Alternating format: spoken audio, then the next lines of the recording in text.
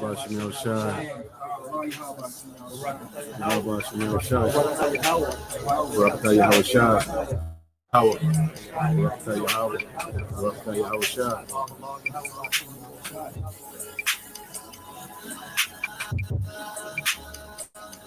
Ezra saw upon the Mount Zion a great people, whom I could not number, and they all praised the Lord with songs.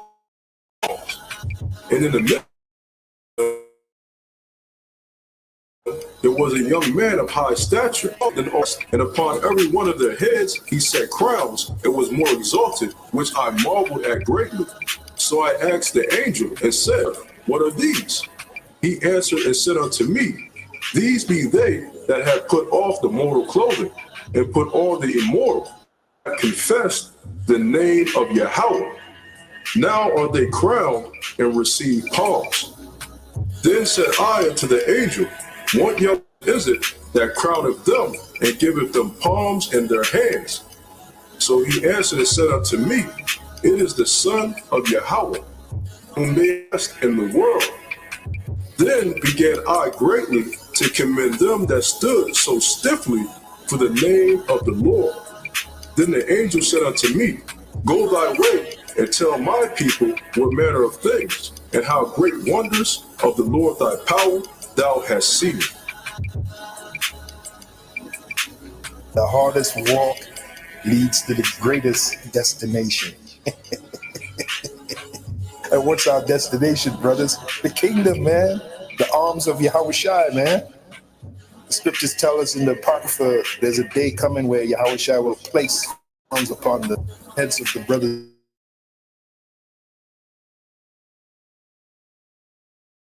that men their heads.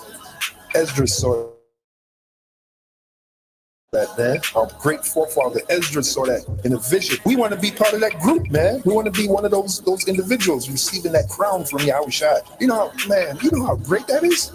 I couldn't begin to possibly explain that in words. Words can't even explain the joy of that. Okay? Yahweh Hashem, Yahweh, Yahweh Hashem, Yahweh, Yahweh Hashem, Yahweh, Yahweh Hashem, Yahweh.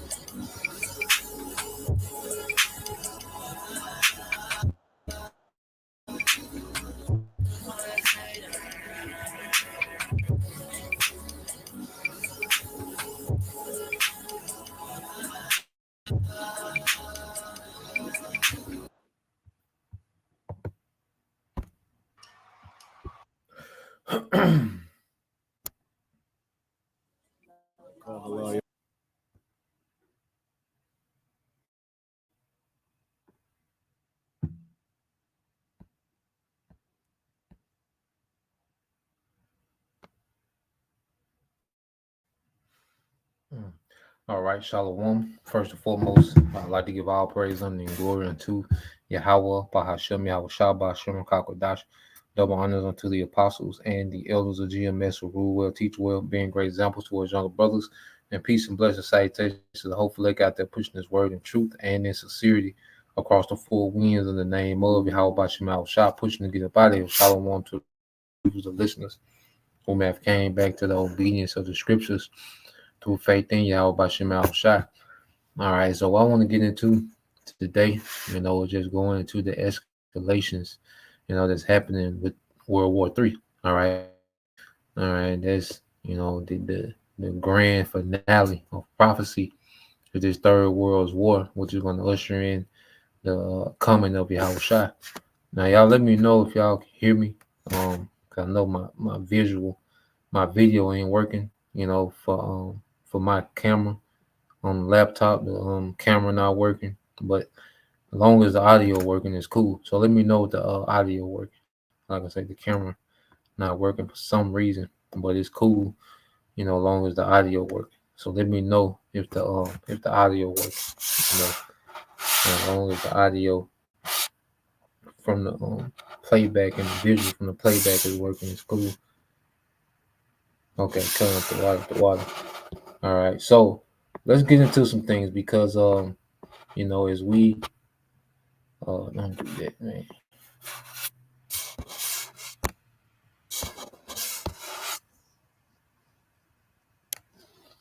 Go back in there. Come on, man. Oh boy, so like.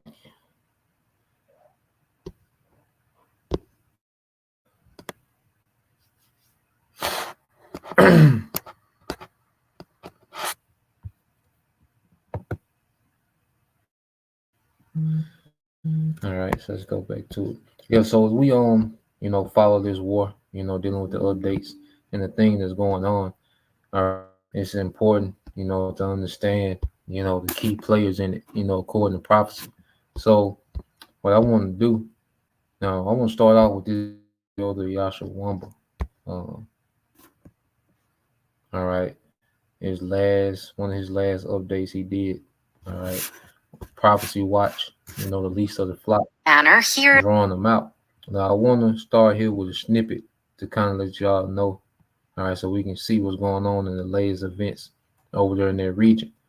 Now, this is why this is called Escalation Continues, because since October 7th, all right, there has been no cease, okay, in the escalations, that are taking place over there in the Middle East, which we know that's going to be, all right, the arena, okay, the power keg of World War III, so what we're seeing is continue escalation. It's constantly moving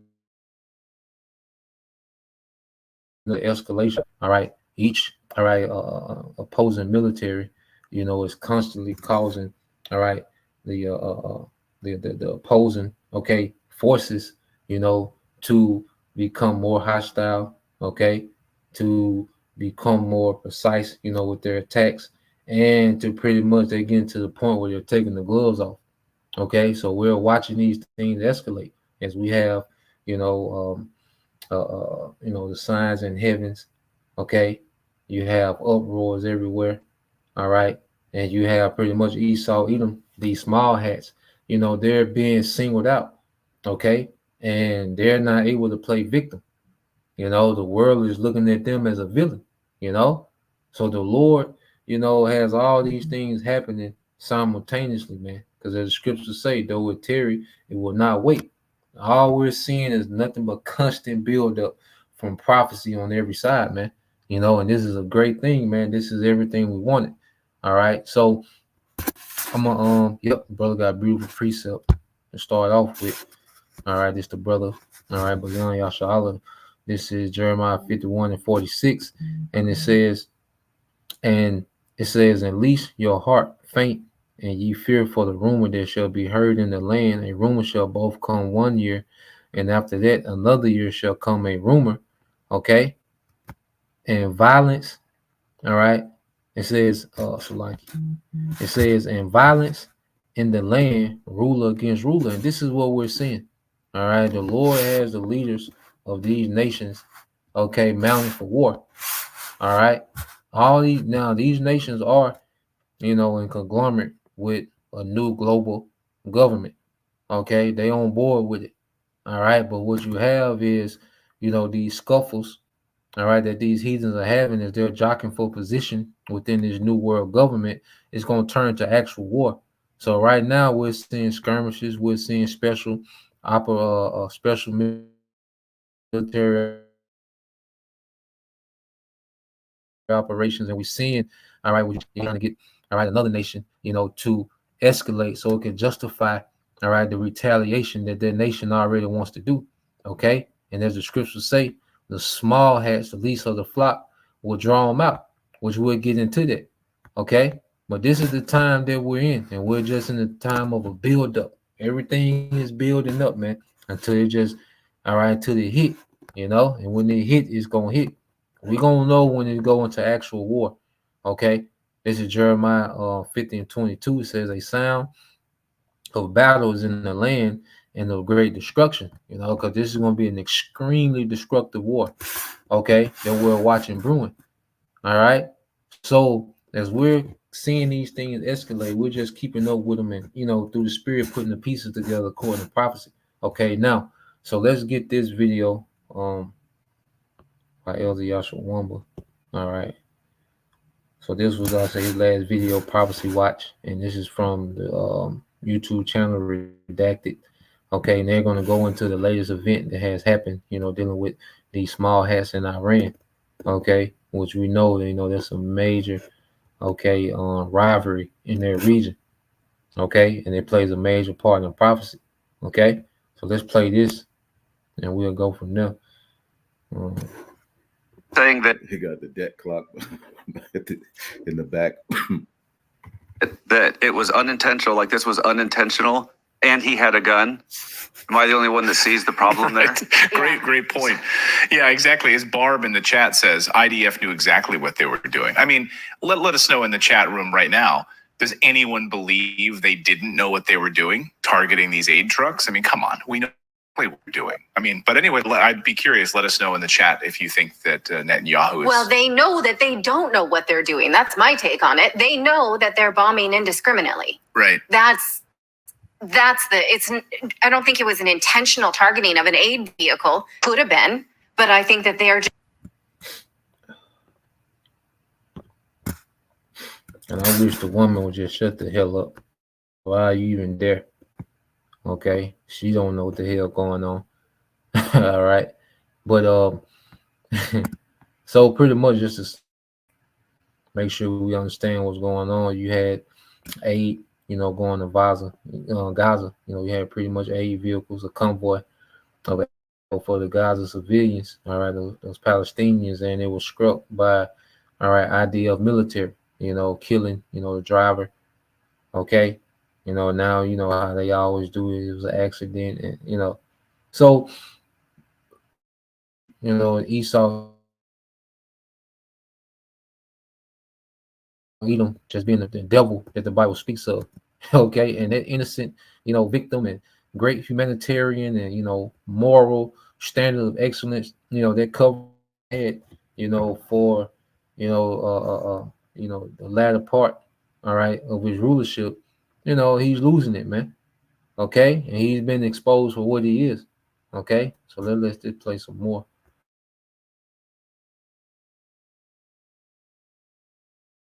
Just spreading bombs out, kind of like you spray.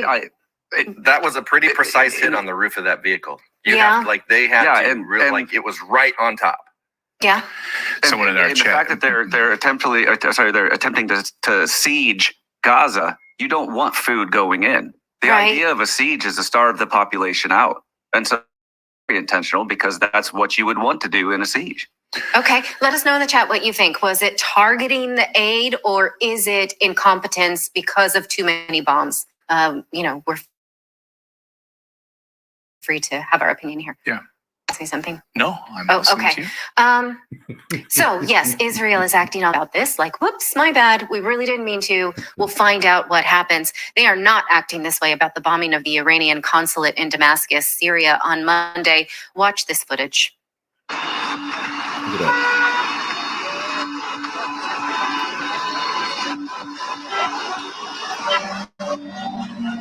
Why are they bombing in Damascus? Goodness gracious. It's the capital of Syria, I believe, right? So what are they over there bombing for?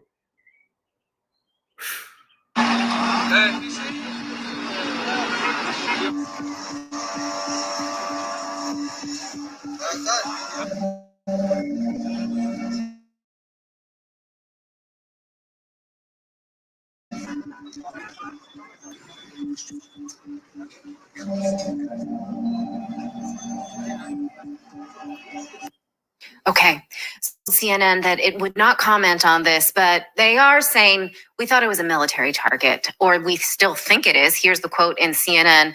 They're saying we won't comment. However, a military spokesperson says Israel believes the target struck was a military building of Quds, which is still a unit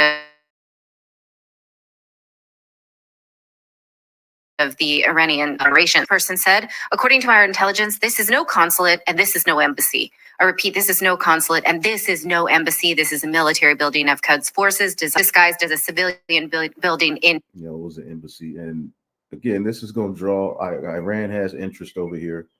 Russia has interest over here. Okay, they're over there doing all this wickedness. And who's going to have to come help is Babylon the Great. Okay, which this is what the elites want anyway. All right, you have people just cursing them out. Look at all of the comments. Israel needs to fight their own war. Okay, no help to Israel. Those are not God's people, and they know it. So the people are waking up. This is why they got to go ahead. As enchantments out. This is why they got to go ahead and hurry up with what they're trying to do, because everybody's on to them. All right, and the end is near, man. Damascus. But 4 unnamed Israeli officials acknowledged that Israel did carry out the attack, according to the New York Times. Now, reports are that the building was connected to the embassy. So let's take a closer look at a still image. You can see the embassy there on the left, and is that the ambassador lives, although he wasn't there at the time, thankfully. But 7 other people got killed. I'm sorry, it might be 5. I think I'm mixing up the attacks here. Having never been there, none of us can say if it is part of the embassy or not, but it sure seems like it is. And even CNN is saying that this is, quote, the most dangerous escalation outside the start of the Hamas-Israel war nearly 6 months ago. You think? Yeah. And I spoke to Colonel McGregor just a short time ago, who says, I mean, this is now, will the Biden administration fall for this? This is, in fact, in many ways, suicide for Israel to carry this out. And will the United States be dragged into this war? This is exactly what Israel wants. The United States. I remind you how Kavor Kalmasian said that just yesterday on our show. And first, let's remind ourselves how big of a deal is to attack an embassy.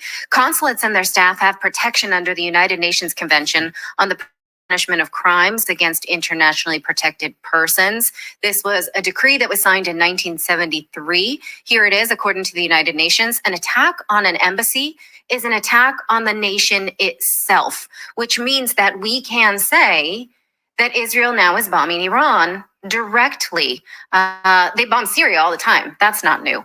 But direct, the ambassador was not harmed, but he says that Iran will. Here is what the Ayatollah said today. The evil Zionist regime will be punished at the hands of our brave men. We will make them regret this crime and the other ones. So that's good. So now...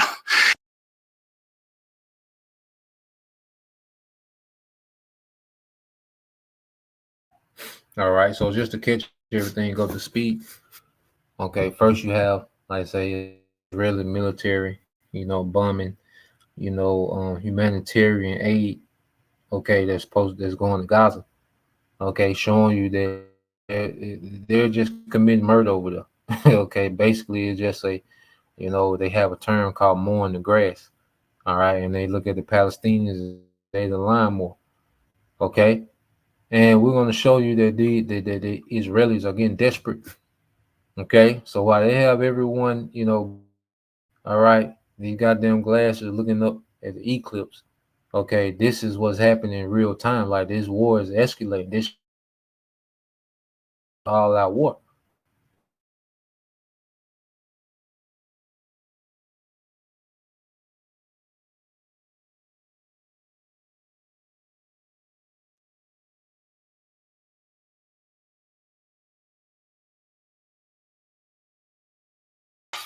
So, so you have the military bombing aid. Then you have a strike. All right, IDF. All right, those small hats did a strike on embassy, or Iranian embassy. Okay, in Syria. Now, when you're at war, there are certain rules of engagement. Certain things, that are off limits, during war. Okay, you can be in an all-out war. Okay, well, there are certain things, certain, rules of engagement. When dealing with war, you can't just do anything. Okay. when you dealing with an embassy, that's why you can be anywhere, as an American citizen. All right, but if you make it to an embassy, it's as if you're on American soil. Okay, you can do a crime, in particular.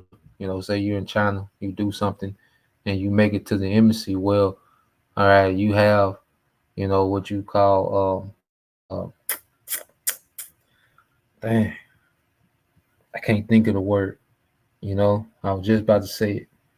Okay, yeah, diplomatic immunity. What you have, you call is a level of diplomat immunity. Okay, it was a brother. He was telling me he was in the military. He was saying, that when they travel to different countries and they be on those, those planes, those American military plane. He said, as long as they're on the plane, it's like an extension of American soil plane. But when you get off, they have to comply, by the rules of that country that they're in. But when they're in that plane, it's pretty much, it's like an extension of America. Okay, so these embassies, no matter where they're at, they're an extension of that country. Okay, so we're seeing these small hats getting closer and closer to direct conflict with Iran, which is going to lead to direct with Russia. All right, in which these things happen, America will have to get involved. So let's get this real quick. Then we'll get another video I want to go into and show you that these small hats are getting desperate. Okay, it's not going like they thought it was supposed to go. All right, so you have let's get this in Jeremiah.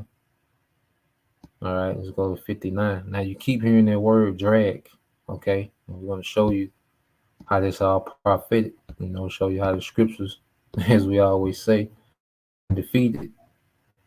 Come on, laptop. So we're gonna go here and 49. You know, uh,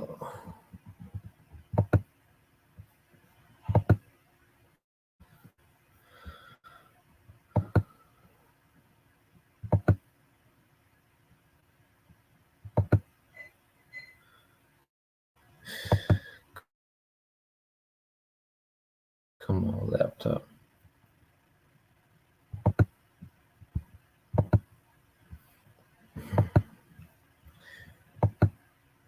See.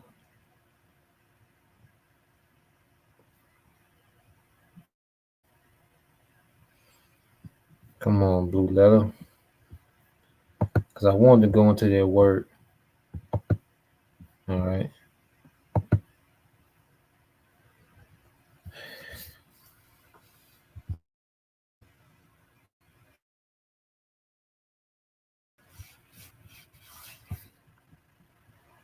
Y'all let me know if y'all can still hear me too. It's still coming through. Because now it won't load the blue letter for me.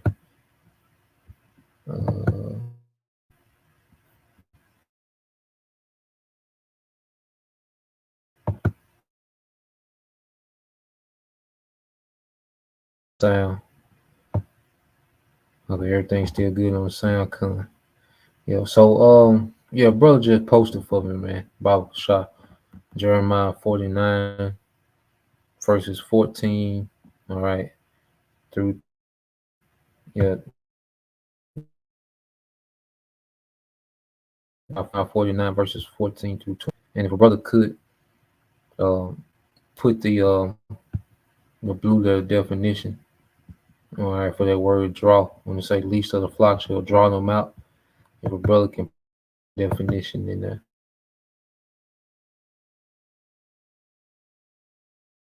But this is what we're seeing, real time. And like I said, prophecies are 144% accurate. Okay. Heavenly Father is in. Go ahead and cue this video up. The next video I want. Or now I just get it in the I just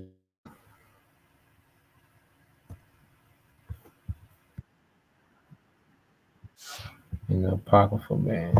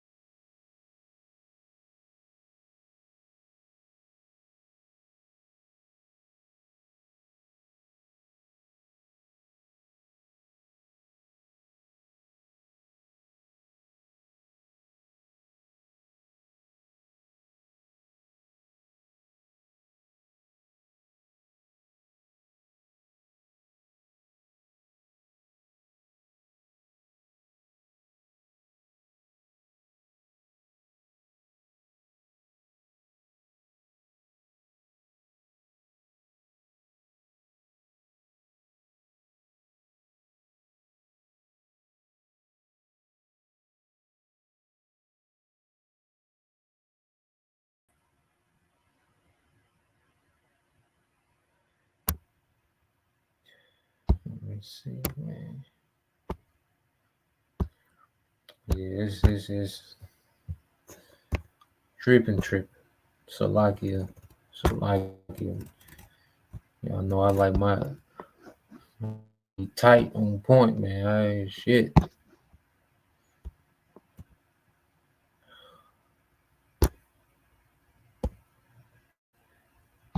Salakia.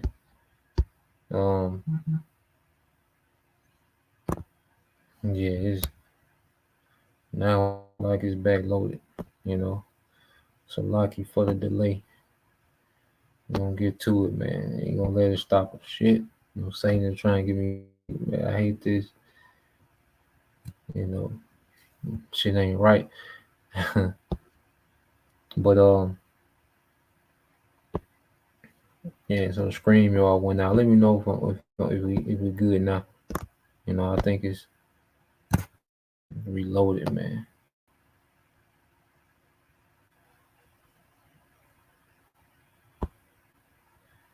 I think I'm able to water too, brother. For getting that definition, we pull that out. But let me know if we good. You know, on the visual because it kicked me out.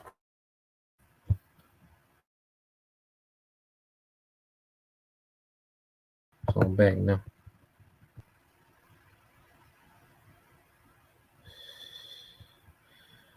Okay, come. We'll roll with it. When you get the book of Jeremiah 49, okay, I want to go here because what's happening, all right, America and Israel is being isolated on the global stage. You know, everyone is looking at them. Wait a minute, okay, like y'all just pretty much, you know, they're doing genocide. Like this is not a retaliation. This is not, you know, this is not justice. Like this is just, you know, straight slaughter. Okay, and the Israelis just have this, you know, they're just moving, okay, with this bloodthirst for Palestinians. When they're supporting them, okay, is catching backlash. Okay, so what we're seeing is America, all right, and the small has been on the global scale. Okay, and they're being isolated for their judgment because they're going to get the worst. Okay, of this third world war, with America getting the worst, being completely destroyed, with their land of Israel. Okay, and those inhabitants of Israel is going to get clear too. Okay, so we're seeing the build up to that. All right, there's a spirit in the earth. There's putting a target. All right, on all right America. Okay, and these small hats, man. Okay, because America is the number one supporter. Now you go to Jeremiah 49:14. It heard a rumor from the Lord, and an ambassador sent unto the heathen, saying, gather ye together and come up against her and rise up to the battle. In the earth that's rising these nations, all right, to battle, all right, these small hats, okay, in America, man. Okay, and you look at these small hats, all right, which are pretty much the brains, okay, of this beast system, and then you have America, which is the muscle, okay. So the Lord is causing these nations to be roused up against it, okay. And that's why you see, so much resistance, all right, over there in their region. You know, you got what you call the axis of resistance, which is, pretty much a umbrella, all right, of these proxy, all right, military groups under Iran. They havoc to these small hats, which you're gonna get there in the video. It says, "For lo, I will make thee small among the heathen and despised among men," and this is what we're seeing. All right, this America, all right, these small, okay, Babylon the Great, is being despised among men. Okay, 2 million people protesting. Okay, for the downfall of America, and you go into their whole region. Okay, Syria. There's always protests against American oppression. Through his military. It says, "Thy terribleness have deceived thee, and the pride is the height of the hill. Though thou shouldest make thyself as high as the nest, I will bring thee down from thence, saith the Lord." So, America, based off their track record of just dominate these nations in the earth. Okay, but the Lord has these nations, to where they gonna be able to deal with America, man. Okay, it's not gonna go like the previous wars where America was just able to just dominate and have their way with these nations.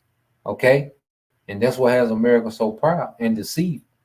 Okay, it's America's track record, just dominating these nations has them proud, but the Lord wants them proud because once you get proud, you get reckless. Okay, and you get reckless, you get caught. Okay, you get caught out there, man. All right. It says also Edom shall be a desolation, and everyone that goeth by it shall be astonished and shall hiss plagues thereof, man. Everything we're going into the end game is America being completely destroyed. It's gonna be an astonishment what the Lord does to America, man. Turn this place into a desert. Okay. As in the overthrow of Sodom and Gomorrah, which we see that's on the rise. That lewdness, all these things coming out with, these celebrities and entertainers and, the sex trafficking, the children in Hollywood, all that plays a part in the destruction as well. You see, everything is happening right on cue. Everything exposed, everything is being put in effect right on cue, man. Okay? But while everyone is distracted with Diddy and the eclipse, all right, hey, this conflict is escalate to a war. And it says, "In the neighbors and the city will say the Lord, no man shall abide there, neither shall son of man in it." Now you jump down to 20. It says, "Therefore hear the counsel of the Lord that he have taken against Edom, and his purpose that he have purpose against the inhabitants of Teman. Surely the least of the flock shall draw them out. Surely he shall make their habitation desolate with them." Okay, so we're the flock, which are these small hats, and they're going to draw out, all right, in this war. Okay, which when you go into it, the brother got the definition for me. All right, the water brother. It's the brother Yahweh, the hopeful elect. So you go into that word draw in the Hebrew, okay, it's qual, which means to what? All right. I mean sahab. I'm thinking shahab. So like the word shahab in the Hebrew, which means to drag. Okay. So you keep hearing, these reporters and these political analysis analysts. Okay, they keep saying how America is dragging. The IDF is dragging America into this conflict. Okay, and that's why they keep provoking Iran.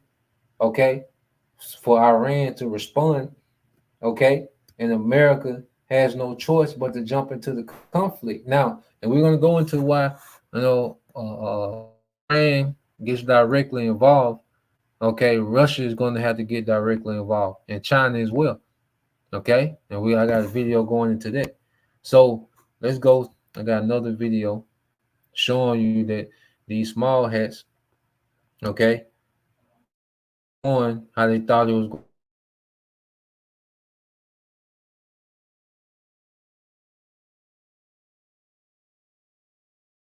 to play.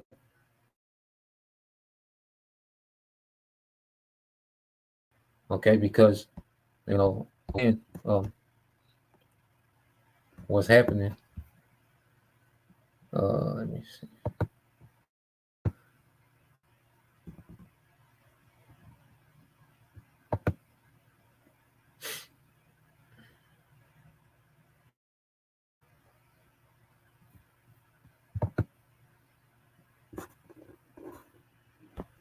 Hold on. All right. So let's go here to this video here.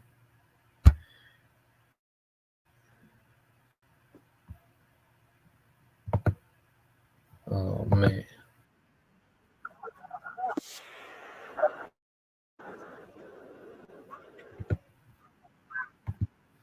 All right, so let me share this. Okay, and we'll get into this video here. All right.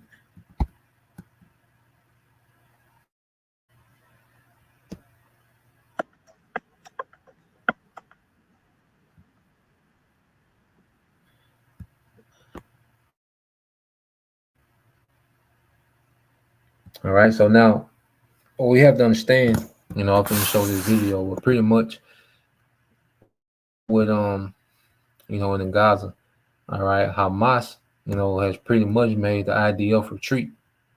Okay, now they went in thinking that they were just going to occupy Gaza, but they're not able to.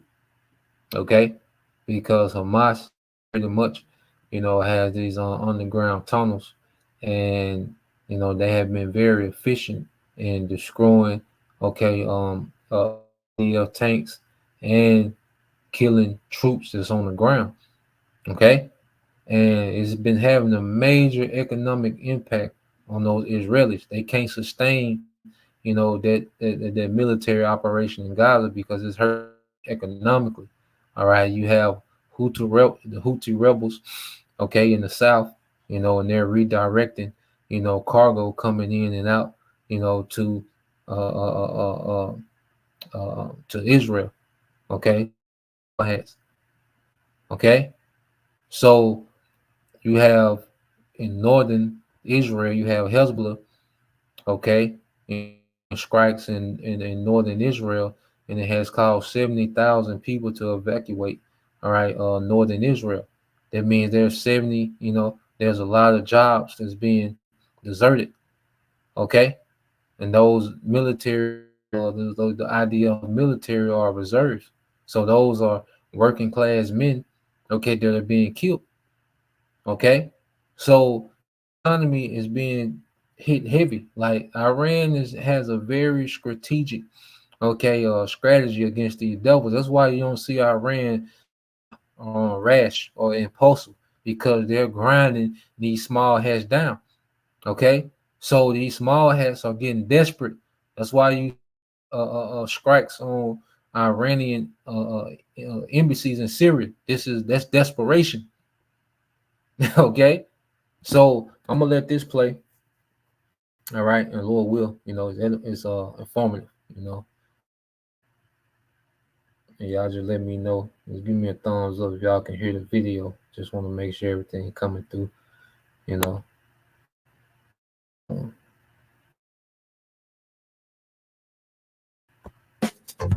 Well, first of all, I mean, it is literally a war crime. Israel struck a diplomatically protected facility. National law.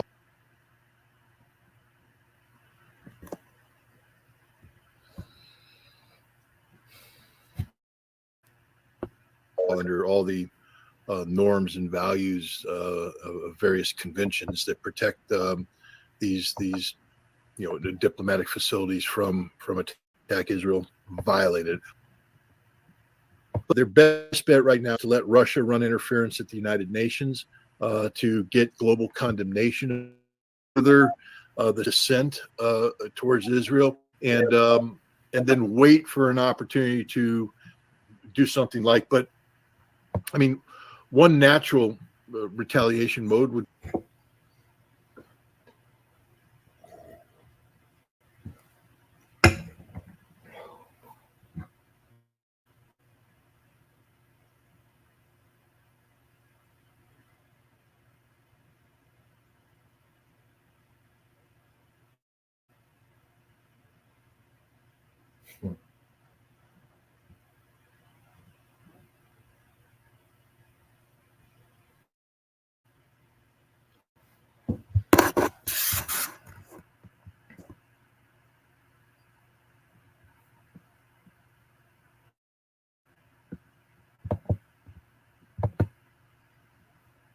be to hit the airbase where the F-35s came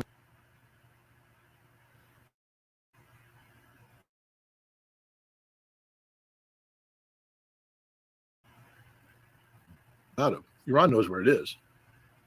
They have missiles that can hit. So they could do that, and they'd be legitimate. There'd be legitimate retaliation. This News Edition. Today, we delve into an unfolding story that has jolted the geopolitical landscape. Our focus: Israel, a nation that is grappling with the consequences of its recent actions in the Middle East. We turn the spotlight on a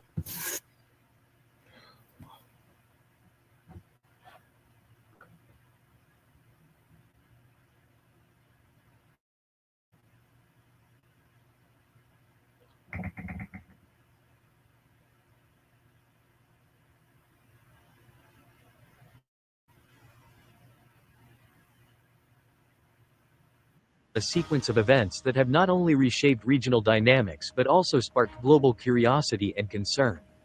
As we navigate through this complex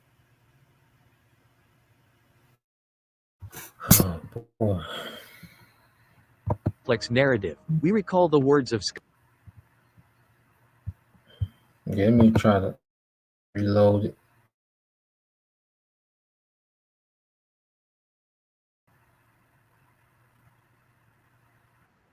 The number one mistake that people make when registering a business, they don't get a virtual mailbox before they register their business. So they register. Well, first of all, I mean, it is literally a war crime. Israel struck a diplomatically protected facility under international all the norms and values of various conventions that protect these the diplomatic facilities from like Israel violated. This nation to get global condemnation of Israel, to further the dissent towards Israel, and then wait for an opportunity to do something like. But I mean, one natural retaliation mode would be to hit the airbase where the F-35s came out of. Iran knows where it is. They have missiles that can hit. So they could do that, and they'd be legitimate. There'd be legitimate retaliation. Welcome to this breaking news to an unfolding story that has jolted the geopolitical landscape. Our focus: Israel, a nation at a crossroads, grappling with the consequences of its recent actions in the Middle East. We turn the spotlight on a sequence of events that have not only reshaped regional dynamics but also sparked global curiosity and concern. As we navigate through this complex narrative, we recall the words of Scott Ritter, the the former intelligence officer whose foresight into Israel's challenges months ago now echoes eerily in current developments. How did his predictions align with today's reality? And what does this mean for Israel and its neighbors? Stay with us as we unpack these compelling developments, piece by intricate piece. Our journey through this labyrinth of geopolitical intrigue promises not just insights but also provokes questions about the future of this historically tumultuous region. Prepare to embark on a thought-provoking exploration of recent events that have left indelible marks on the sands of the Middle East. In an unexpected turn of events, military presence in this region marred by long-standing conflict raises questions about the underlying reasons for this move. Behind this decision lies a tapestry of factors. Economic strength has been a key driver. After 6 months of intense conflict in Gaza, Israel's economy has experienced a startling decline, shrinking by a staggering %. This economic turbulence has not been limited to market figures and fiscal reports but has profoundly impacted the daily lives of Israeli citizens. It's a situation where the costs of prolonged conflict are vividly reflected in dwindling public resources and economic hardships. Additionally, reports indicate active discussions in Cairo, signaling potential shifts in regional diplomacy. These negotiations, involving multiple stakeholders, hint at a mosaic of political maneuvers and strategic recalibrations. Within Israel, public sentiment has significantly influenced this decision. Reports of widespread demonstrations, with tens of thousands voicing their dissent, have created a domestic pressure.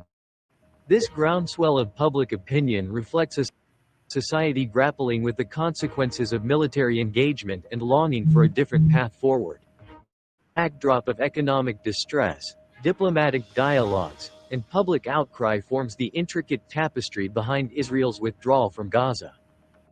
To grasp the breadth of this decision, one must also consider the reactions and strategies of regional powers, further complicating this already intricate geopolitical puzzle. In a recent escalation of tensions, Iran has directed a severe caution towards the United States, explicitly stating that continued Israeli aggression would put the U.S. embassy squarely in their crosshairs. This pronouncement is not just a rhetorical flourish, it's a calculated move in the region's intricate power dynamics. Iran's assertive posture not only its willingness to confront perceived threats but also underscores its regional aspirations. This is set against the backdrop of recent incidents where Iran's military, in a show of strength, has executed complex operations, signaling its readiness to engage if provocations persist. Simultaneously, this scenario is playing out against complex diplomatic efforts. In recent communications facilitated by Oman's intermediaries, Iran has laid out its stance unequivocally.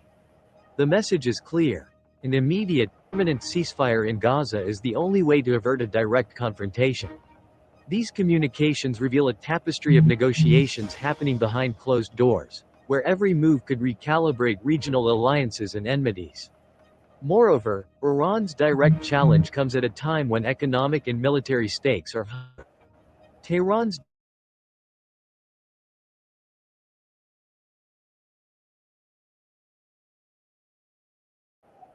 significant investment and strategic planning serves as a stern reminder of Iran's determination to protect its interests.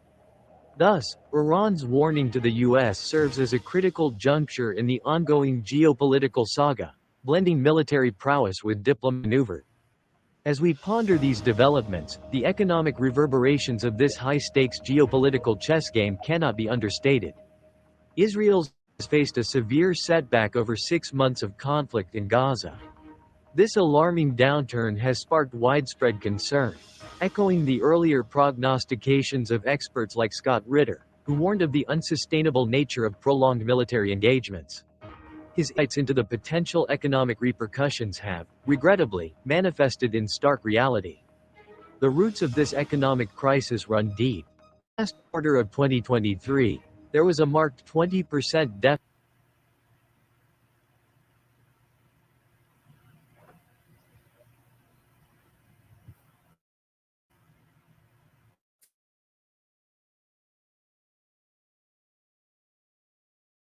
First off, if you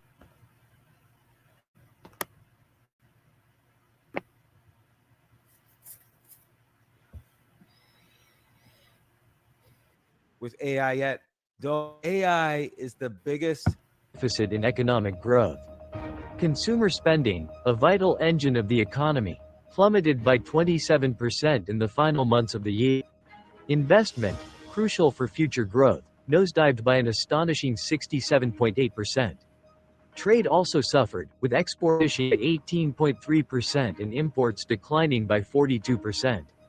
These figures paint a picture of an economy under siege, crippled by the demands and ongoing conflict. Furthermore, the strain on government resources has been profound. Government expenditures, largely directed towards the military, surged 8.1%, further destabilizing the national budget. This shift in financial priorities, necessary for wartime efforts, has diverted funds from critical sectors, leading to a ripple effect across the economy. This economic tailspin is not just confined to government ledgers and market data. Its real is lives of citizens. Unemployment rates have soared, with significant layoffs in both the public and private sectors. The human cost of this economic turmoil is evident in the growing dissatisfaction among the populace, manifested in widespread protests and calls for change. As Israel grapples with this economic maelstrom, the repercussions of its military strategy are clear. The quest for stability and prosperity is now more challenging than ever, highlighting the need for a reassessment of priorities and strategies. This economic narrative is not just a tale of numbers and percentages, but a reflection of a nation at a crossroads. Israel, a nation often in the international spotlight for its external conflicts, is now facing an unprecedented wave of internal discord. The streets, typically bustling with life, have transformed into arenas of fervent expression, where tens of thousands converge to voice their concerns about the nation's trajectory. These demonstrations, by specific policies, have quickly evolved into a larger reflection of societal angst. Citizens from various social strata are uniting, driven by a urgency to address deep-seated issues within their country. This unrest is not merely about decisions made by those in power, but a profound questioning of the national ethos and identity. The diverse crowds gathering are symbolic of the multifaceted nature of this unrest. There are those for greater accountability and transparency in governance, others advocate for civil liberties and human rights, and many call for a reassessment of Israel's role on the global stage. Each group, though distinct in their demands, shares a common thread, a desire for transformative change. This movement has also sparked interest about Israeli politics. Conversations that were once confined to circles and intellectual debates have spilled onto the streets, reflecting a society grappling with complex questions about its future. The protests have also had the role of youth in shaping public discourse.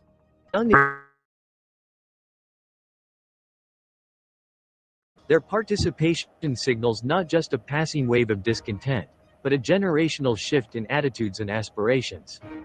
Furthermore, these protests are the dynamics between citizens and their leaders. The traditional boundaries of political discourse are being challenged, as people demand a more direct say in the decisions that affect their lives. This shift is not just a momentary reaction but a potential harbinger of political transformation in Israel.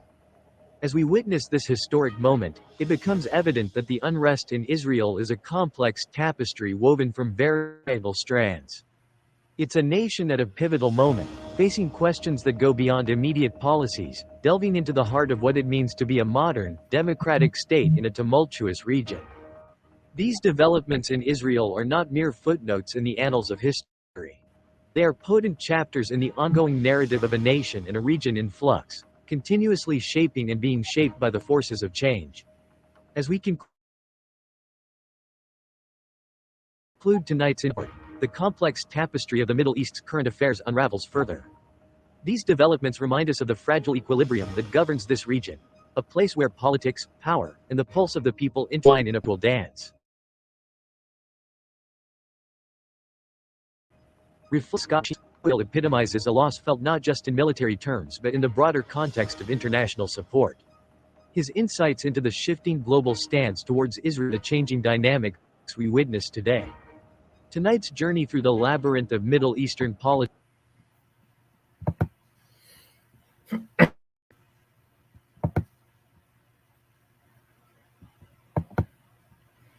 So yeah, just to sum it up, all right, what we're seeing, okay, is everything that these devils, are to do is working against them. Okay, you see, they had their mindset, all right, that they was going to go in after October 7th, and play the victim, okay, and then play the hero when they retaliated, okay. Well, it's not going their way. Nah, they're being looked at as okay, and they're suffering loss. You see, 27%. Okay, the economy had dropped 27%, and the people are feeling it. Okay, those small hats are feeling it, man. But that's the Lord punishing you. This all is this everything is working for our favor. Okay, as we always get. If a brother can get that, what's that? Romans 8:28. If a brother can get that, we start getting some closing precepts. So you have Iran is economic pressure on these devils. Now, America is known for doing that, putting economic pressure on these other nations, causing an uprise against the leadership, and then being able to come through and do a puppet leaders like America and the West are known for doing that. Now, all right, we see Iran using that same strategy against them. Okay, now, because see, it costs money to fight war on all these fronts. Okay, military spending is up 88%. All right, but domestic, all right, the domestic economy is suffering. People are being forced to evacuate. Plants are closing down because they're losing men. Okay, they're losing all these men, all this money. Their funds. The domestic economy is being transferred to war. Okay, so without pretty much lifting too much of a finger, is putting a lot of pressure on these devils, and they're making these Israel all right act out. We're seeing them act out. Okay, uh, and then these devils not only because they had to withdraw from Gaza. See, they ain't telling you about that. The IDF military withdrew from Gaza. They had to get out of there. Okay, now the Hamas, it wasn't that they was just beating the brakes off of them, but understand, like I know you brothers understand sports, and if you have what you call an underdog, okay, and a favorite, well, you have something you call a spread. So what they'll do, let's say the big underdog, so they might give the underdog 30 points on the spread. So that means when the game starts, they got 30 points. Okay, well, the IDF force and Hamas, well, Hamas was a major underdog. Okay, and if you understand, sports betting, sports world, okay, Hamas is covering the spread. Okay, by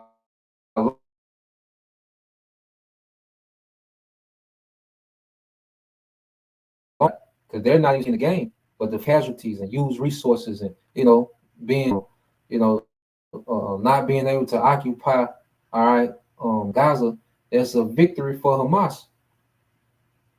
Okay, then you have Hezbollah that's irritating, all right, because Hezbollah has destroyed a lot of Israeli tanks. Okay, now they troops from Gaza, and now they want to plan the invasion in Hezbollah, which that's going to be terrible. That's going to be terrible, man. It works for our favor. The Lord just got us prophesying while He takes down the enemy, man. Okay, the Lord just has us prophesying while He's taking down the enemy, man. No, we don't have to get guns or be militant against the devil, man. The Lord got a plan working, man, and we're seeing it work. Okay.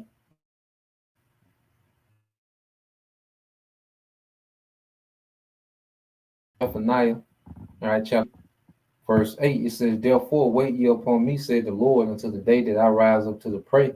For my determination is to gather the nation, assemble the kingdom, to pour upon them my indignation, even all the earth shall be devoured with the fire of my jealousy. Okay, so the Lord got a plan and we're watching it work. Okay, we aren't them or the Palestinians, man, or Russia or China, but they all play a part, okay, in dismantling this current wicked kingdom. Okay, because all of them are going to go into captivity and slavery, man. It's working in our favor.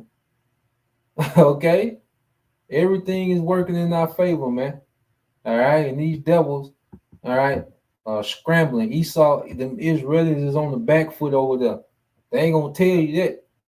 That's how they got you worried about Diddy and okay, the women's college basketball championship. Okay, some silly shit, man. You know, looking up, Jake all outside of Home Depot, looking up with the. All right. Meanwhile, these devils are on the back foot, man. Okay, and I ran backing their ass down, man. All right. Remember how niggas used to look trying to guard Shaq?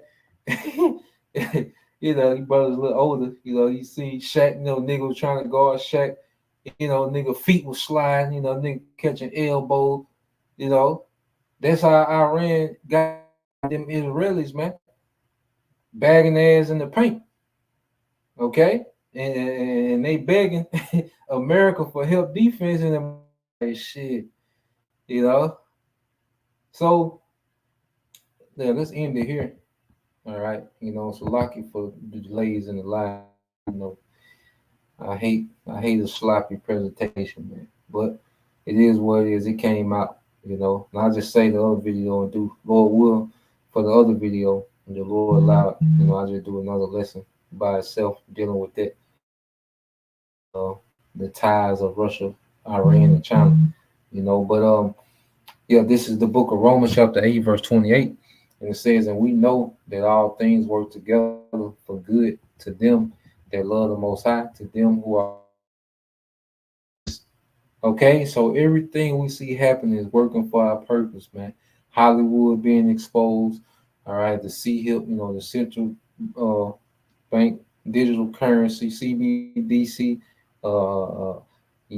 these conflicts that's brewing into wars. Everything is working for our favor, man. The persecution, this devil is being overwhelmed. He got the prophets to worry about. He got, Ishmael and Elon, on his ass. Okay, popping up everywhere. Okay, this devil is on the back foot, man, because he's getting ready to take that L, man. Okay, like the brother said, one rough word. Okay, and his word is consuming this devil, as the scripture said it would, man. But that's the point. Like I say, Lord, we'll get into the other video by itself. Kind of dive into that. But to the next one, Queen Yashala, a Bible ball soon. Shalom.